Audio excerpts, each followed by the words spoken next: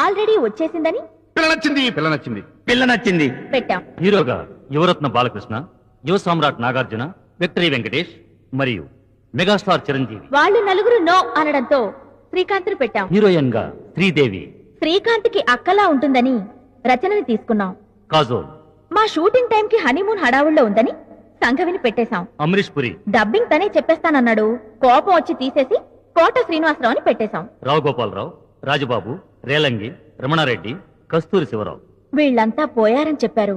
దాంతో గతి లేక బ్రహ్మానందం, మల్లికార్జునరావు, బాబు Mohan, Tanikella Bharani, Ali, AVS, MS నారాయణలతో adjust అయిపోయాం. మాటలు ఆచార్య ఆత్రేయ. చచ్చిపోయి బతికిపోయాడు జనార్దన మహర్షి. పాటలు దేవులపల్లి కృష్ణశాస్త్రి, శ్రీశ్రీ. పోయినోళ్ళిద్దరూ మంచోళ్ళు, ఉన్నోళ్లు పోయినోళ్ల తీపి గుర్తులని సిరివెన్నెల సీతారామశాస్త్రి, చంద్రబోస్. సంగీతం ఏఆర్ రెహమాన్. ₹1 అడిగాడు.